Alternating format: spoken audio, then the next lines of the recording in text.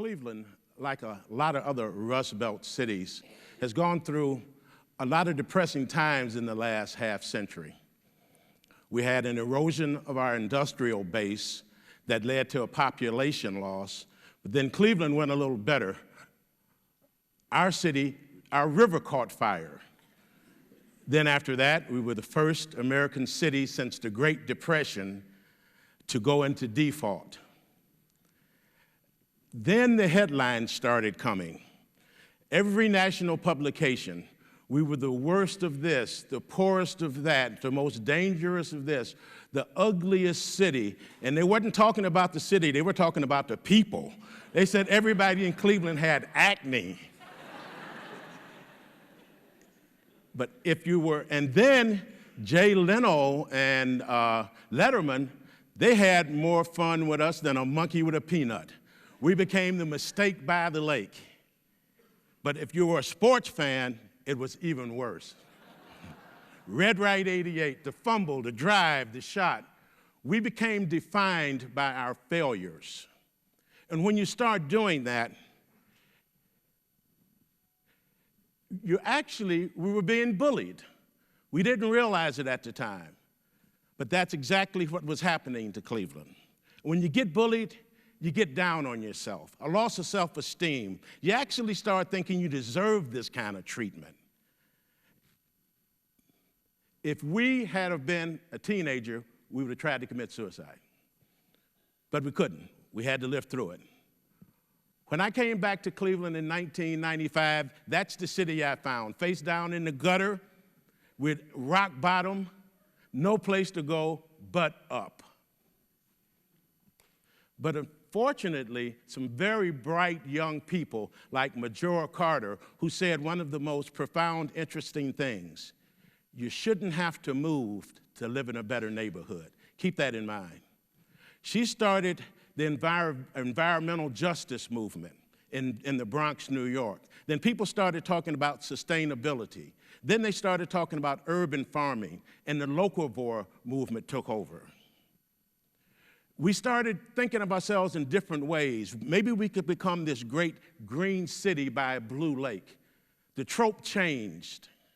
We started believing in it. And guess what? Things started going up. We could grow our own crops. That's right in the shadow of downtown Cleveland. Why are we bringing bell peppers from California 2,800 miles on a 3-day trip as they grow more stale, and we're belching diesel smoke the whole trip? There's acres of vacant land in Cleveland that can be remediated that we can take and farm. And I've been fortunate enough to meet some very bright people that have some very interesting ideas about what we can do with this land. But to determine where we want to go, I want to take you back and let's look at where we've been. I want to give you a brief history of Cleveland, of one neighborhood in Cleveland. Back in the 1880s, 1890s, there was Millionaire's Row. From downtown, from Public Square out to about 55th Street, there was these mansions built by the Rockefellers, the Crawfords, the Hannas. You don't see any of them left now because what they did in their wills, they said, when I die, you tear the house down, which is why they called them robber barons, I guess. If you couldn't afford Millionaire's Row, you did the next best thing. You moved to Huff, which started at 55th and Chester. This was the merchant class, the well-to-do merchants. And they built it because of one thing, League Park, which was built in 1891 on Lexington and 66th Street as the home of the Cleveland Spiders, our original Major League Baseball team. And this is the ballpark that Babe Ruth hit his 500 home run out of. It's still standing. It's the oldest continuous use baseball field that's still standing in the United States, and I was past it last week. The cranes are there, the equipment is there, they're starting to rebuild it. But this is the type of homes that populated Huff. Throughout Huff, you found these big, magnificent homes, and a lot of these homes are still there. A lot of them are used for group homes. When World War II came along, a lot of people came north to work in the munitions factory from Appalachia. and there was a critical housing shortage. So those big homes in Huff were cut up and made rooming houses for the workers. It made a lot of money for the owners, but actually it destroyed the community, as you will later see. Then in the 1960s, a decade and a half later, late 1950s, urban renewal came along. The country was flush with money, and said, let's renew inner cities. And while it was a good plan, and I lived in one of the first communities in the United States where they moved us out of, but here's the fault. They said, we're going to renew this part of town, but they made no accommodations for where the people would go when they had to leave. The houses were being torn down. So most of the people from the central neighborhood, they crowded into Huff. And you had this clash between working class whites who had been there for a couple of decades and the blacks that were moving in from an adjoining neighborhood, and it caused tension.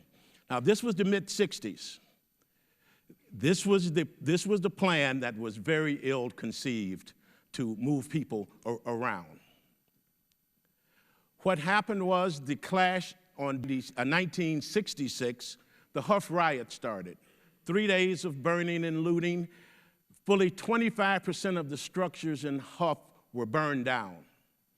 The community went into decay, it went into decline, and it stayed that way for about 21 years until an African-American police commander, Billy Tell, built this house on the corner of 86 and Chester. Now, when I went to take that picture of Billy Tell's house, I walked up in his driveway and took the picture and was leaving. My phone rang, and Billy said, Mansfield, I usually shoot people who take pictures in my driveway. And I told him I was taking it for TEDx. He said, okay, I'll just wound you there. But he let me go. But we had one thing in Huff that every community needs. We had a champion in Fannie Lewis. Fannie wasn't always right, but Fannie was never wrong. I learned that when I first moved to Huff.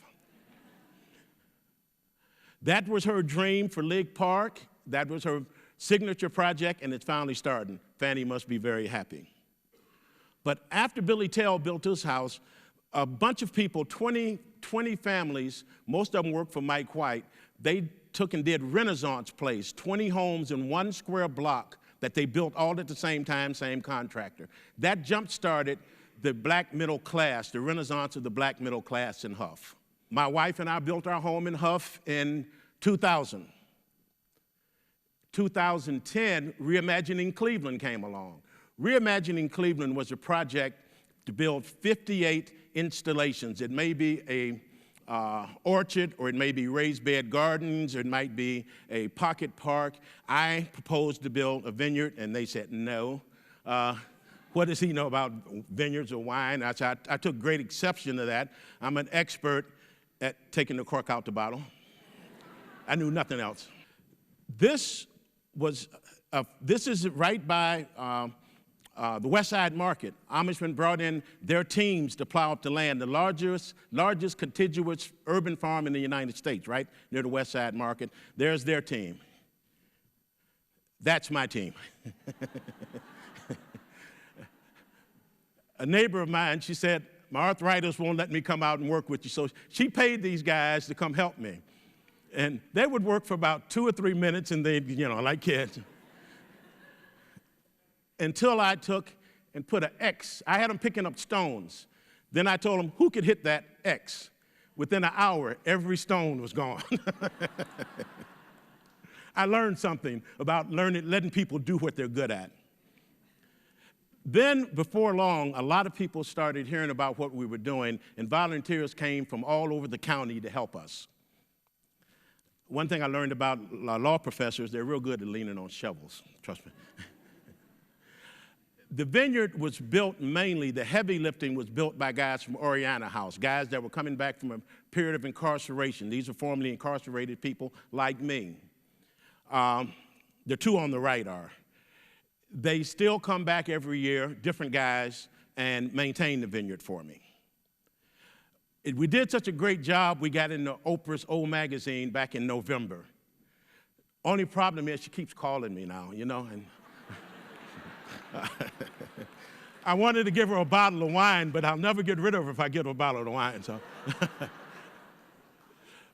We named it the Vineyards of Chateau Huff, and people said, well, why did you choose that name? It's a political name. Here's why. If we would have said Chateau Westlake or Chateau Solon, nobody would have raised an eyebrow. We say Chateau Huff and people do a double take. What we're basically saying is that the land we occupy in Huff is just as valuable to us as the land people in Hunting Valley occupy. Thank you. This is how the vineyard looks today. And remember that house back there. That's how the vineyard looked from one of the windows of that house. That was last year. That was when two people came. Terry Schwartz, who was a TED presenter, she came with Jean Lauria, a biologist. They came to see the vineyards. And Jean pointed to the house and said, boy, that would make a great BioCellar. I said, Jean, you're right. It's sure. What's a BioCellar? And Jean explained. You tear the house down, but you leave the basement. And here's why. Once you're 4 foot below grade, nothing freezes. You can grow crops on that basement floor all winter long. You've created a year-long growing environment. Now, and then you put a sustainable envelope over the top. There you have a BioCellar. People say, well, won't you take and put a fence around it? No, we didn't put a fence around the vineyard. Nothing has ever been moved. We won't put a fence around that because in any community, you have kids that will act out. The difference in our community, we hire them. We give them some summer work, so they buy into it. Our architect, Rob Donaldson, has come up with this amazing design that it's totally off the grid. It will be a net zero building. No electricity, no water. We will be totally self-sustained. Our first crops in the basement will be shiitake mushrooms. People say, well, why mushrooms? Because it's $12 a pound. This is about wealth building, not about making a magnificent looking structure. If it don't make dollars, it don't make sense. This is about creating jobs, creating wealth in inner city neighborhoods. If we can't give people paychecks, and actually we want to do it on the Mondragon principle of cooperative ownership. We want the people who actually work here, who work in our facilities, to one day own these facilities. We even got Will Allen to buy into the notion. If you'll see the building at the end of the vineyard, that used to be a library. Now, that library, we're going to eventually tear it down and cover it over and make the world's first underground winery to bottle our wine from the vineyard. We now, people from Lolly to Trolley, they drive past all the time, and they wave, and we wave back. Next year, we're going to be selling them wine. This is what the inside of the BioCellar looks like. This is the science behind it. This is the polycultures. There'll be mushrooms. Jean has a tremendous number of other ideas of what we will put in there to see what works in this kind of environment. This shows the water flow. We will be capturing all of the rainwater and running it to a cistern that we water our own plants. So that way we don't have to have water piped in. The power will come from a stationary bike. And we also are going to put up a bike dock on the outside of the building so you can ride your bike over, hook it up to our generators, and while you're getting your exercise on, you can be doing some good for the world. This shows all of the redder part is all the vacant homes in Cleveland. When we went to the land bank, there's 9,000 homes in Cleveland that are in the queue to be torn down. Another 6,000 are waiting to be torn down. Now, we don't want to do all of them. I told them we will be satisfied with doing 10%. 900 or 1,000 BioCellars would be game changers. The whole purpose is, can we replicate this? Can we do it and replicate it?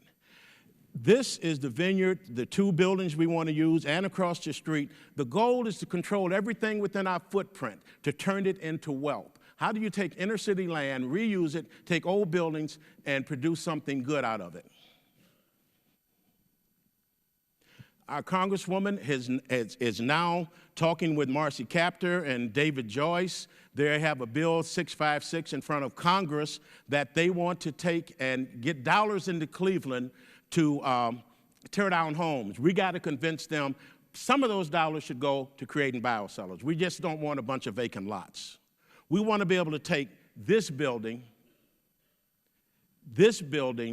that's an eyesore, and turn it into something like this, where we build wealth, sustainability, healthy foods for a growing Cleveland. Now, I built that model BioCellar in my garage over the winter. I figured if I can build this in my garage, we can build these all over Cleveland. And if we can do them right, other people in other cities will start renewing using this technology. That's our story, and we're sticking to it.